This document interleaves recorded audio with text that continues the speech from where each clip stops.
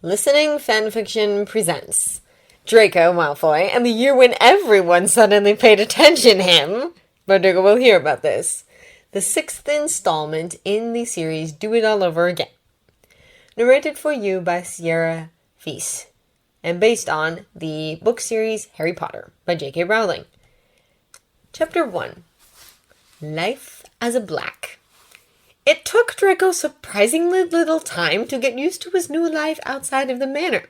His aunt Andromeda was a charming woman, formidable in a way that his mother shared, as well as fond in ways that kept surprising Draco. For example, steaming cups of tea, or if the weather was too stifling, chilled water or juice, kept appearing from thin air at his side even without the support of house elves, and there was never a lack of cake around the house either. Ted, Andromeda's husband, a muggle-born wizard, and the reason she had broken with her family in the first place, was open-hearted and charming, and Draco found himself sitting in the garden lounge chairs one evening too many, chatting away with him about insignificant things. Dora, their daughter, was a bit of a conundrum. She seemed to have inherited her father's humor, and there were moments when she would stand with them in the kitchen, chatting and laughing, but then a shadow would suddenly fall over her face, and she would withdraw herself and become taciturn and uncommunicative. Draco first wondered if it was because she had a problem with Draco and his mother sharing their living space, and he would not begrudge her the sentiment, seeing who his father was. But Andromeda assured him it had nothing to do with them. "She's having a bit of a rough time of it," she sighed. "Sirius's death. It hasn't been easy."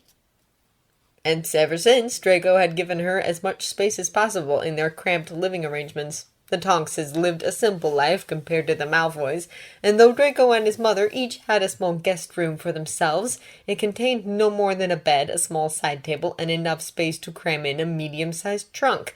It became slightly claustrophobic if you spent too much time in it, so Draco found himself taking to hanging around all over the house and garden, and surprisingly he did not mind the company of all the other people living with him too much. At the manor, or at Hogwarts in the Slytherin quarters, he was used to hiding from everyone. But here he found himself actively seeking out conversation, and even on a few memorable occasions, helping out his aunt in the kitchen. Some afternoons he went to visit the Burrow. The Order had vacated their headquarters after Sirius's death, which, now that his mother was an official member, he was allowed to know the location of, and it turned out to be the old black family home Sirius had grown up in. The problem was that after Sirius's passing, the ownership had become unclear. Apparently Sirius had noted down in his will that he wanted to pass all his belongings on to Harry, or at least that's what Dora had told him. But they first had to make sure that the will was more effective than the ancient blood magic that tied the house to the Black family, and had therefore taken all safety precautions necessary. Therefore, the Weasleys had returned to their own home, and with them a new and yet familiar face had entered the Burrow. When Draco had first been over to tea with Dora, and Fleur Delacour had casually strolled down the stairs and enthusiastically kissed his cheeks, Draco had wondered if Miss Weasley had accidentally put something into his drink. It turned out, though, that Fleur had passed a summer internship at Gringotts after her graduation at Beauxbatons, and had met Bill! They had fallen head over heels for each other, and were now engaged to be married. The women of the family did little to hide their displeasure with Bill's decision. Ginny was especially vicious when she got onto the subject, ranting and venting away to the point where Draco couldn't help but resolve into helpless laughter.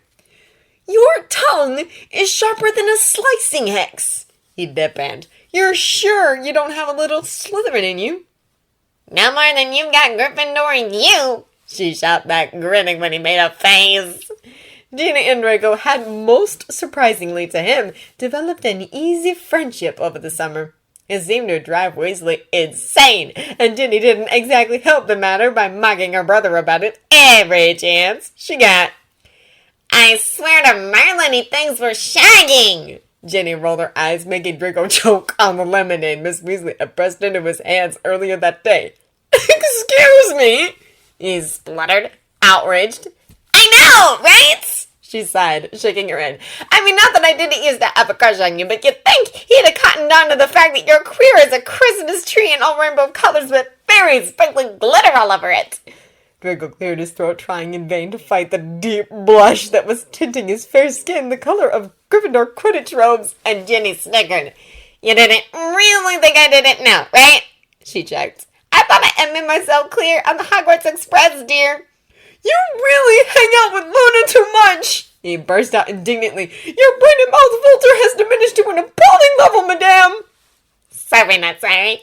She shrugged. I spent years of my life biting my tongue and watching the two boys I was crushing on turning gay for each other, so I figured, hell! Only one life to live on all that. We're not gay for each other! Draco hissed. Or, well, that is... Harry doesn't feel that way about me. Please, Ginny groaned, rolling her eyes. Harry is slow and oblivious is his bloody middle name, but he's into you. Everyone can see that. Well, everyone who's not my kid of a brother, that is. You and Ginevra Weasley have a strange way of viewing the world, Draco muttered, his voice strained. Will you at least admit it? Ginny demanded, eyeing him through narrowed eyes. Out loud, to me, that you're hopelessly in love with him. Draco sighed, meeting her eyes. Fine! He snapped. So what if I am? Does her mind now? Ginny asked, unimpressed. Yes, Draco shrugged. And Victor, though no one else does. Incorrect! Ginny rolled her eyes. Luna and Neville know, even if you never confirmed it to them. They're not stupid, you know. Funny, Draco grumbled rather bitterly. For the fact that even Hermione had no idea until a couple of months ago, it seemed pretty obvious to everyone and their grandparents now. Well, Ginny shrugged, unconcerned. We might have had a couple of discussions about you two ever since Cho and Harry broke up. That might have had to do with it. I see, Draco sighed, resting his chin on his knees and biting his lip.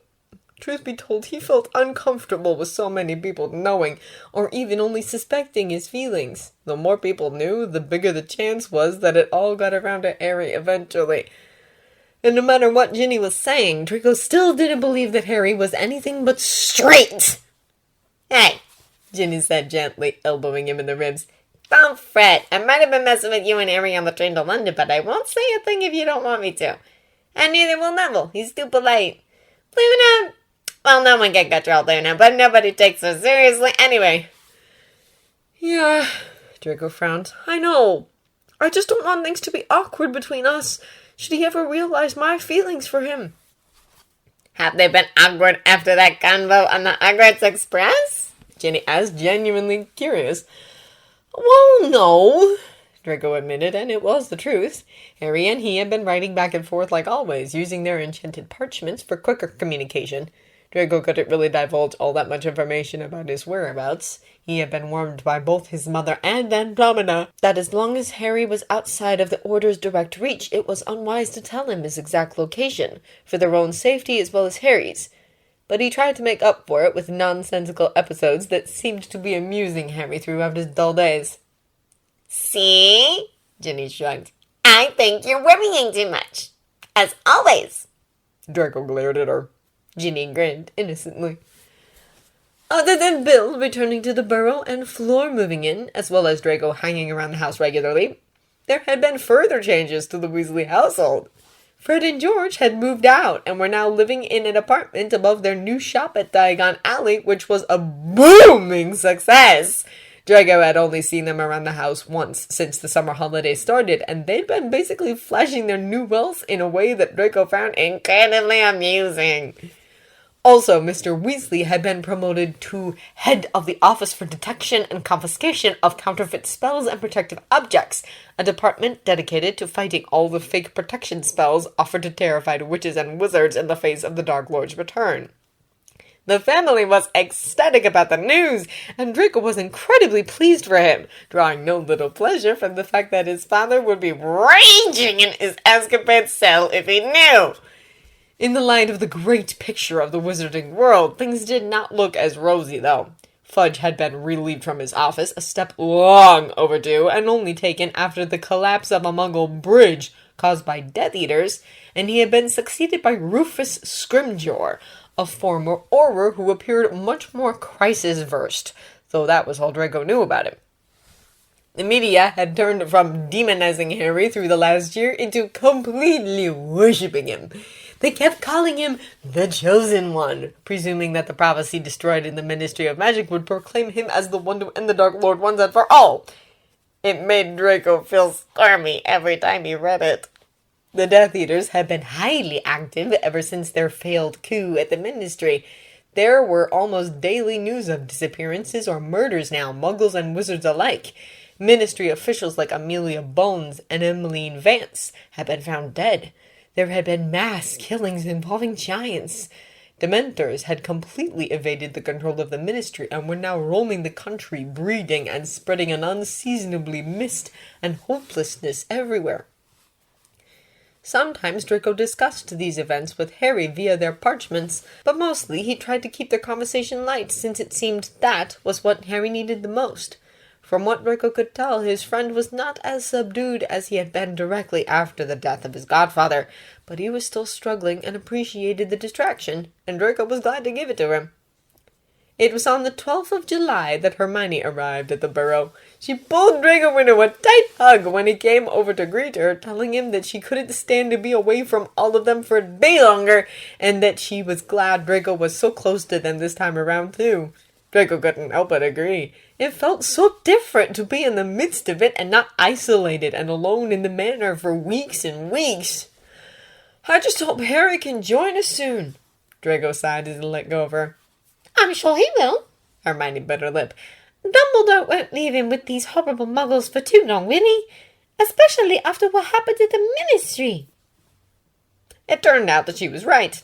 When he woke up the next day and entered the kitchen for breakfast, he found Nora chatting with his mother and aunt looking boned and tired, as if she hadn't really slept that night.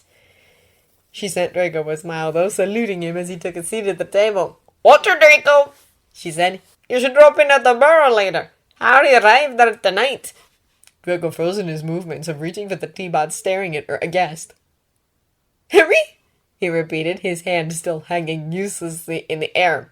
"You should have at least let him get some breakfast first, Dora," Draco's mother scolded fondly, smiling as she waved her wand to make the pot serve Draco his tea. Draco's arm dropped back to his side. "He'll be useless all morning now." "I'm sorry," Dora said, raising her eyebrows and smiling, clearly adroit. "I did not realize my words would have that kind of impact." "Oh, do shut up!" Draco grumbled, reaching for his tutor and his blush. He had to do something about his behavior. Teasing about his obsession with Harry was getting far too frequent for his liking. "Thank you, Dora. I'll visit the Burrow later on." "Might as well have a quiet breakfast, though," Dora assured him. "He came in late, so he'll probably want to sleep in." "All right," Draco nodded, reaching for the scrambled eggs and shoveling some onto his plate. "Will do." "Oh, there's the post," Andromeda said absent-mindedly, waving her wand to open the window, and indeed a flurry of owls filtered into the room to deliver various items. This was nothing unusual. With 4 fully grown wizards and 1 teenager living under one roof, there was lots of post delivered each morning, resulting in a mini spectacle reminiscent of the Great Hall. This morning, there was the usual delivery owl with the Daily Prophet, and an owl each for Dora and Ted to drop off their correspondence, as well as Aquila, who was bringing mail from Bulgaria. Then there was a 5th owl, and it flew straight to Draco, dropping its letter in front of him, only just missing his eggs. Draco picked it up, curiously staring. The letter was addressed to him, and it was sealed by the Ministry, or, to be more exact, by the Wizarding Examination Authority. "Oh," Draco muttered, gulping. "That should be my owls." "Well," his mother smiled encouragingly, "don't keep us waiting, darling. Open them." Draco took a deep breath and nodded, breaking the seal and tearing the envelope open. He quickly disregarded the cover letter and skipped right to the results, scanning them with quick eyes. Ordinary wizarding level results. Pass grades. Outstanding. O. Exceeds expectations. E. Acceptable. A. Fail grades. Poor. P. Dreadful. D. Troll. T. Draco Lucius Malfoy has achieved Ancient Runes. O. Arithmancy. O. Astronomy. E. Care of Magical Creatures. O. Charms. O. Defense Against the Dark Arts. O. Herbology. O. History of Magic. E. Potions. O.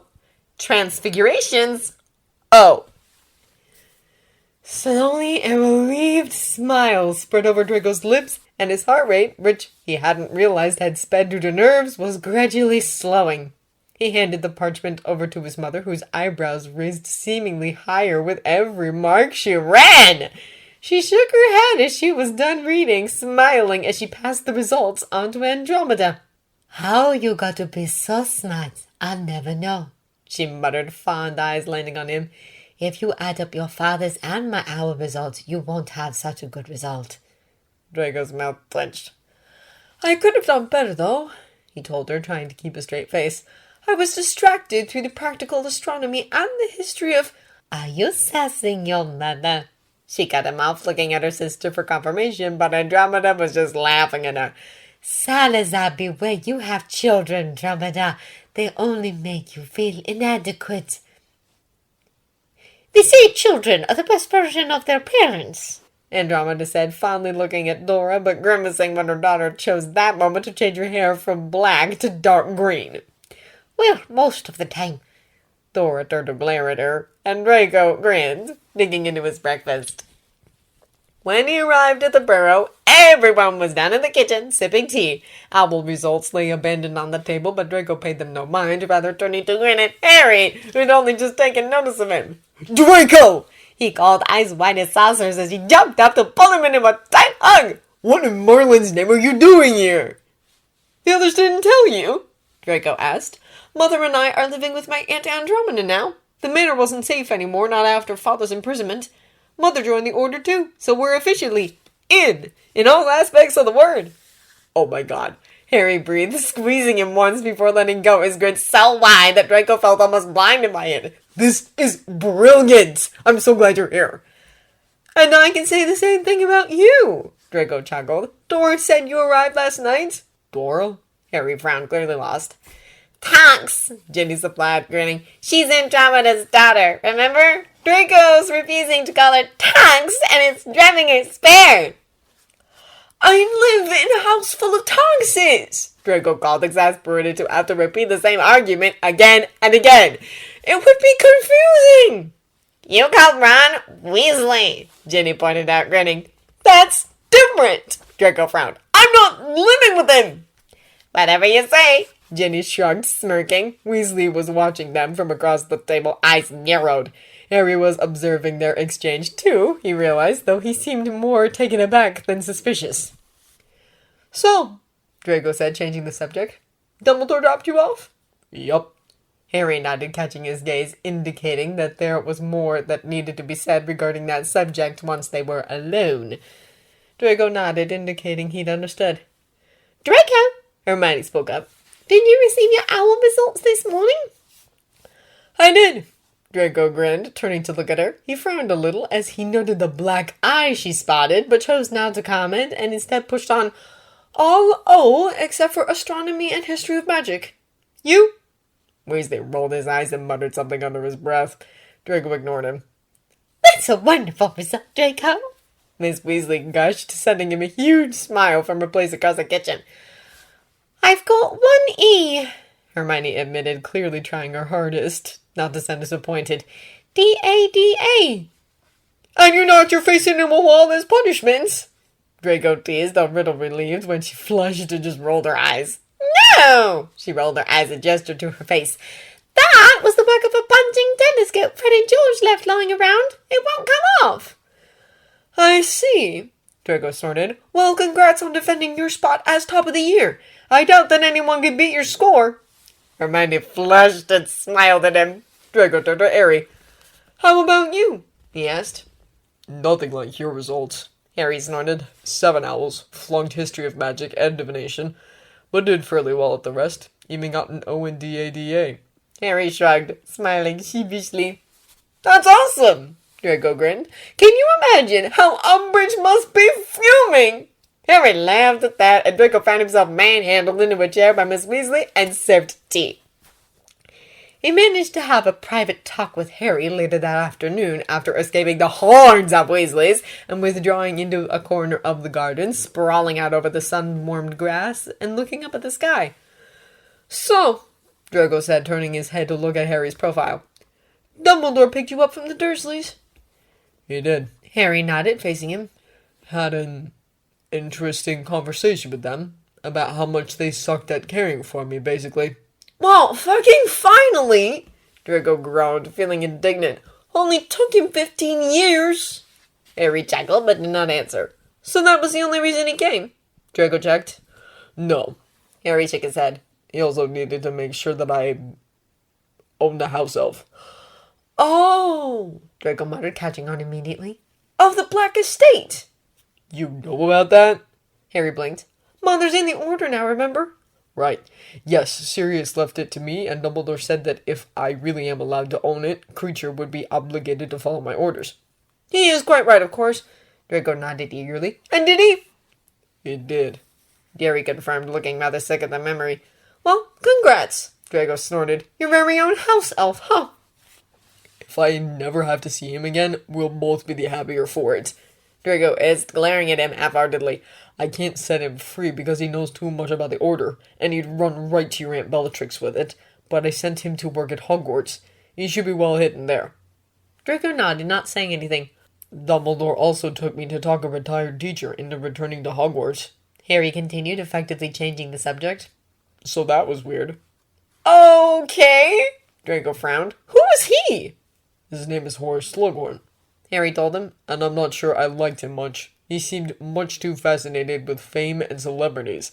He had this photo collection of students who'd turned out to be successful or famous for one thing or another. He said my mum used to be one of his favorites. That sounds dubious indeed, Draco frowned. Why did Dumbledore want it back? He did not say, Harry shrugged. Just that it was important. Apparently Voldemort was after him too. Huh, Draco frowned. Did he agree? Reluctantly, Harry nodded, but eventually he did. I guess we'll have to deal with him from now on then, Draco drawled, feeling less than enthused about the idea. He'd really hoped that after Umbridge, Dumbledore would actually present them with a proper teacher. But maybe he was judging too early, and despite Slughorn's apparent penchant for favoritism, he was actually a decent educator. Dumbledore also told me that I'll have no more occlumency lessons with Snape this year, Harry informed Draco, tearing him out of his mewling. Instead, I will have private lessons with Dumbledore. Really? Draco asked, intrigued. And what will he be teaching you? He didn't say, Harry muttered, sounding hesitant now. His eyes caught Draco's, and he could tell that Harry was building up to something big. So Draco held his tongue and waited. He didn't say what exactly he would be teaching me, Harry repeated, taking a deep breath. But whatever it will be, I think it must be something to help me kill Voldemort. Draco stared at him, needing a moment to find his voice. And why would he need you to do that? Draco asked, his voice sounding thin. He thought he knew the answer, but he needed Harry to say it. Harry sighed, licking his lip. Draco realized that Harry was scared about telling him, maybe as scared as Draco was about hearing it. Because of the prophecy, Harry said at last. The one that got smashed at the Ministry? I thought no one ever got to hear it, Draco chuckled. Dumbledore was the one it was first made to, Harry explained. He showed me his memory, and it basically says that I have to kill Voldemort, or he has to kill me. Draco felt like he was falling even though he was lying on solid ground. Only when Harry was touching his cheek did he realize that he wasn't breathing. He inhaled a wheezing breath, and Harry watched him, eyes wide and skin pale, as he bit his lip, hovering above him now. Damn it, breathe, he hissed. That's why I didn't want to tell you. I knew you'd freak. I thought it was all made up, Draco muttered, his voice cracking. I thought the prophet... No, Harry shook his head. They've got it right. Draco lay there staring up at him uncomprehendingly, because this could not be happening. Out of all people in the world, or even of Wizarding Britain, this burden couldn't be falling on Harry. Hey, Harry muttered, gently drawing Draco's attention back to him. It's going to be all right. This doesn't change anything. How does this not change anything? Draco demanded, his voice high. Because we all know he would have come after me anyway. Harry shrugged. He won't stop until I'm dead. And if we're honest, neither will I. So one of us will have to die eventually. That's how it has to end. Draco made a noise in the back of his throat, one that sounded very unlike him, and Harry lowered himself so he was lying next to Draco again and pulled him into a tight embrace. They stayed like that for a long time until Draco stopped trembling and his throat had stopped burning with every inhale and exhale. "Are you all right?" Harry asked him eventually, and it made Draco laugh a little hysterically, and Harry seemed alarmed as he pulled away to scan his face. "I should be the one asking you that question, you know," Draco ground out between gasps of bitter laughter. "I should be comforting you, not the other way around." "Well," Harry frowned, "I've had a couple of weeks to come to terms with it, but ever since I've been mostly worried about telling you, because I didn't know how you'd take it." "Obviously, your fears were unfounded," Draco muttered sarcastically. "I'm taking it very gracefully, am I not?" Harry just looked at him, not answering. They were silent for a long moment. "Was it naive of me," Draco sighed, "to hope that you could get through this war with a minor role? One that would actually be appropriate for your age and experience?" When Harry still didn't reply, he added, even more quietly, "I just want you to stay unharmed." "I know," Harry whispered, "and I swear to you I'll do everything I can to get out of it alive." "Oh, I'll make sure of it," Draco breathed, catching his eyes. "You don't really think you'll be alone in this for 1 second, right?" The expression on Harry's face told Draco that this was another reason why he had kept silent until now. "You can't get rid of me now, Potter," Draco warned. "No matter what happens, I'm with you till the end." Harry gulped and turned onto his back, staring up at the sky again. They did not speak for a long time, but eventually Harry entwined their fingers and Draco knew they were okay.